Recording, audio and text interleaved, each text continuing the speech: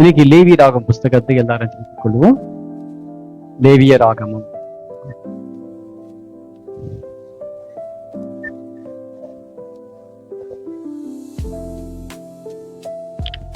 26ஆம் அதிகாரம்.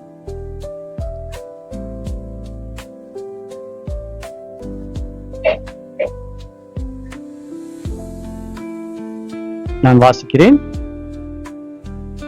26 சாப்டர் 9ஆம் வசனம் நான் வாசிக்கிறேன். நான் உங்கள் மேல் கண்ணோக்கமாயிருந்து உங்களை பழகவும் பெருகவும் பண்ணி உங்களோடு என் உடன்படிக்கையை திடப்படுத்துவேன்.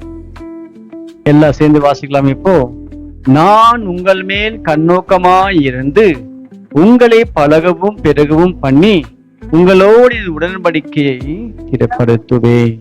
நல்ல தகப்பனே, நன்றியோடு மை துதிக்கிறோம். இந்த நல்ல நாளுக்காக நன்றி சொல்லுகிறோம். இந்த நாளே இந்த சபைக்கு இந்த 2ஆம் மாதம் சபை மக்களுக்கு நீ கொடுக்கிற வாக்கு தத்தம் ஆண்டவரே, இதோ நான் உங்கள் மேல் கண்ணோக்கமாயிருந்து உங்களை பழகவும் பெருகவும் பண்ணி உங்களை ஆசீர்வதிப்பேன். கர்த்தாவே, இந்த புதிய மாதம் கூட என் தேவனுடைய பார்வை எங்கள் எல்லார் குடும்பத்தின் மேல் படுவதாக. ஆண்டவரே, உங்களுடைய பார்வை இங்க சபை மக்கள் ஒவ்வொரு குடும்பத்தின் மேல் இருக்கட்டும் ஐயா.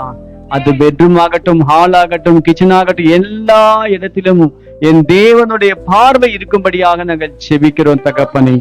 எசப்பா, ஸ்தோத்தரிக்கிறோம் தகப்பனே. நீர் எங்களை பழகவும் பெருகவும் பண்ணுவேன் சொன்னவர் அப்பா.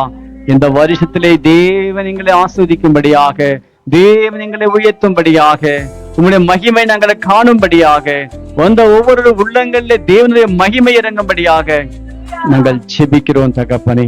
எசப்பா, உங்களுடைய வார்த்தையின்படியே செய்யும்படியாக நாங்கள் செபிக்கிறோம். பலப்படுத்தும் ஆசீர்வதியும் இயேசுவின் நாமத்தில் கேட்கிறோம் பிதாவே. ஆமென், ஆமென். ஸ்தோத்திரம்.